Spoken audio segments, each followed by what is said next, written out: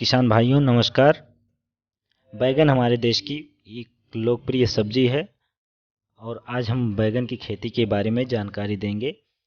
बैगन में उन्नतशील वैरायटियों के बारे में जानकारी, इसका बुआई का समय कब होता है, बैगन के खेत की तैयारी कैसे करेंगे, बैगन में खाद और उर्वरक की मात्रा कितना देना है आपको, इसका पौधा कैसे तैयार करेंगे और रोपण कौन सी विधि से करेंगे, सिंचाई कब करेंगे, बैगन की खेती में खरपतवार नियंत्रण कैसे करना है, फसल सुरक्षा के लिए कौन से उपाय का प्रयोग करना है और इसमें कौन कौन से रोग लगते हैं, कौन कौन से कीट लगते हैं। आज पूरी जानकारी देंगे हम बैगन की खेती के बारे में। तो किसान भाइयों, आरपी की तकनीकी खेती में आपका स्वागत है। अगर आप हमारे चैनल पर पहली बार विजिट किए हैं तो चैनल को सब्सक्राइब कर दें और वीडियो को लाइक कर दें, शेयर कर दें। किसान भाइयों, पूरी जानकारी आपको मिलेगी, लेकिन पूरी जानकारी के लिए वीडियो को लास्ट तक जरूर देखें जिससे कि पूरी जानकारी आपको मिल सके। किसान भाइयों, आइए वीडियो को शुरू करते हैं। तो सबसे पहले ये जानकारी ले लेते हैं कि बैगन की खेती के लिए उचित समय कौन सा होता है। किसान भाइयों, बैगन की खेती के लिए शरदकालीन, ग्रीष्मकालीन और वर्षाकालीन तीनों ऋतुओं में इसकी बुआई होती है। तो शरदकालीन ये बीज की बुआई मई और जून में करते हैं और इसका रोपण जो है जून जुलाई में कर लेते हैं, और जो ग्रीष्मकालीन बुआई होती है वो नवंबर दिसंबर में होती है और इसकी रोपाई जो होती है वो दिसंबर और जनवरी में हो जाती है। और वर्षाकालीन फसल की बुआई मार्च अप्रैल में कर लेते हैं और इसकी रोपाई अप्रैल मई में कर लेनी चाहिए। किसान भाइयों, खेत की तैयारी की बात करें तो बैगन को हर प्रकार की ज़मीन में उगाया जा सकता है, और अगर ज़मीन दोमट हो और उसमें जीवांश की मात्रा अच्छी हो तो बहुत ही अच्छी उपज मिलती है। खेत की तैयारी के लिए भूमि को अच्छी प्रकार से 3-4 बार जुताई करके आखिरी में रोटावेटर का प्रयोग करके मिट्टी को भुरभुरी और समतल बना लेते हैं। किसान भाई, बैगन की वैरायटी की बात करें तो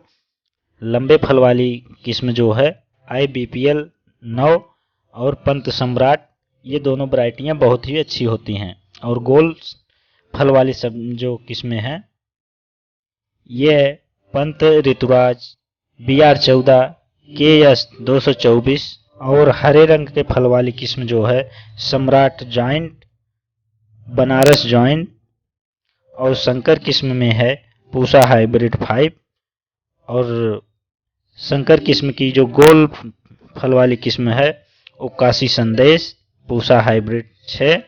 ये बहुत ही अच्छी वैरायटियां हैं, आप इनमें से किसी का भी चुनाव कर सकते हैं। किसान भाई, खाद और उर्वरक की बात करें तो बैगन की खेती में अधिक उत्पादन लेने के लिए 10 टन गोबर की सड़ी हुई खाद को खेत में मिला दें। इसके अलावा 50 किलोग्राम नाइट्रोजन, 25 किलोग्राम फास्फोरस और 25 किलोग्राम पोटाश प्रति एकड़ के रूप में देना चाहिए। नाइट्रोजन की 1/3 मात्रा तथा फास्फोरस और पोटाश की पूरी मात्रा रोपण के समय खेत में दे देना चाहिए। नाइट्रोजन की शेष मात्रा को 2/3 मात्रा को टॉप ड्रेसिंग के रूप में रोपण के 30 से 35 दिन पर और दूसरा 45 से 50 दिन पर देना चाहिए। किसान भाई, अब जान लेते हैं कि पौध कैसे तैयार करेंगे। किसान भाई, पौध तैयार करने के लिए ऊंची जगह का चुनाव कर लेना चाहिए और उस खेत की 3-4 बार गुड़ाई करके सड़ी हुई गोबर की खाद को मिला देते हैं। इस प्रकार से तैयार क्यारी में 10 सेंटीमीटर की दूरी बनाई गई पंक्तियों में 5 सेंटीमीटर की दूरी पर और 1 से 1.5 सेंटीमीटर गहराई में बीज की बुआई की जाती है। बीज बोने के बाद क्यारी की सड़ी हुई गोबर की खाद की 1 सेंटीमीटर मोटी परत से ढक दिया जाता है और क्यारी में ऊपर से घास फूस बिछा देते हैं।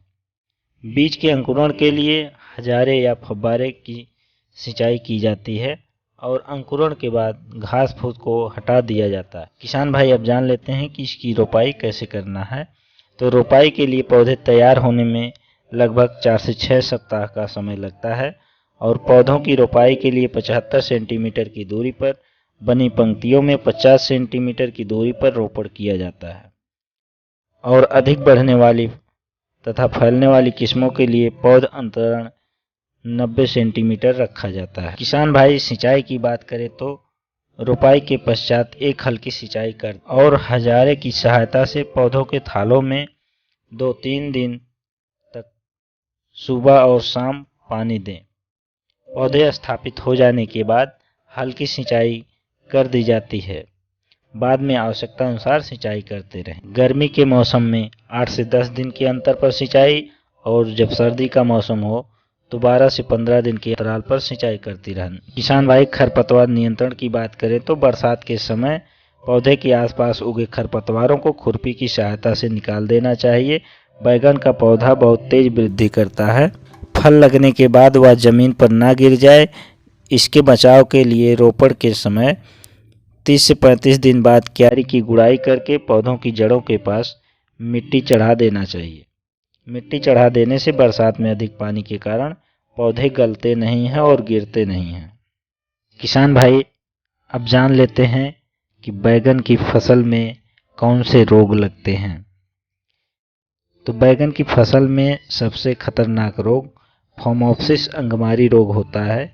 यह बैगन की बहुत प्रमुख बीमारी है जो फोमोप्सिस बैक्सेंस नामक कवक के द्वारा होती है। रोगग्रस्त पौधों की पत्तियों पर गोल धूसर भूरे रंग के धब्बे बनते हैं जिनका बीच का भाग हल्के रंग का होता है। इसके नियंत्रण के लिए पौध तैयार करते समय बीज को बाविस्टीन दवा से उपचारित करके ही पौधा को तैयार करें और एक ही क्यारी में बार बार बैगन को ना लगाएं। और अगर ये रोग के लक्षण दिखाई दें तो पौधों पर ब्लाइटॉक्स 50% या मैंकोजेब दवा की 2.5 ग्राम दवा को प्रति लीटर पानी के हिसाब से घोलकर 8-10 दिन के अंतराल पर 2-3 छिड़काव कर दें। किसान भाई बैगन में एक और बीमारी लगती है जिसको जीवाणु उकठा रोग कहते हैं। यह जीवाणु जनित बीमारी है। रोग का प्रभाव पहले निचली पत्तियों से प्रारंभ होता है। तने को काटने पर उसमें भूरा जमा हुआ पदार्थ दिखाई देता है और रोगग्रस्त पौधे बहुत जल्दी ही सूख जाते हैं। किसान भाई इसके नियंत्रण के लिए रोग अवरोधी किस्मों का चयन करें जैसे पंत ऋतुराज, पूसा पर्पल, क्लस्टर या पंत सम्राट का चुनाव कर सकते हैं। इसमें जीवाणु उकठा रोग नहीं लगता। किसान भाई जीवाणु उकठा रोग के लिए रोपाई से पूर्व पौधों को स्ट्रेप्टोसाइक्लिन दवा की 100 मिलीग्राम मात्रा को प्रति लीटर की दर से पानी में घोलकर आधे मिनट तक डुबोकर रोपाई करें। किसान भाई अब बात करें कीट नियंत्रण की तो इसमें कौन कौन से कीट लगते हैं। बैगन की फसल में तना और फल छेदक कीट लगता है। यह बैगन का प्रमुख कीट है। इस कीट की सुंडियां बैगन के पौधों को और तनों एवं पत्तियों के डंठल में घुस जाती हैं और उन्हें अंदर से खा जाती हैं जिसके फलस्वरूप क्षतिग्रस्त भाग से पौधा सूख जाता है। किसान भाई इसके नियंत्रण के लिए डाइफेंथुरान 50% WP जो कि इफको कंपनी की सोकू के नाम से आती है, इसकी 240 ग्राम मात्रा को 200 लीटर पानी में घोलकर प्रति एकड़ में छिड़काव कर दें। इससे ये कीट नष्ट हो जाएंगे। तो किसान भाइयों आज की जानकारी कैसी लगी हमें कमेंट में ज़रूर बताएं और चैनल को सब्सक्राइब नहीं किए हैं तो चैनल को सब्सक्राइब कर लें। किसान भाइयों मिलते हैं अगली वीडियो में नई जानकारी और नई तकनीकी के साथ। तब तक के लिए जय जवान जय किसान।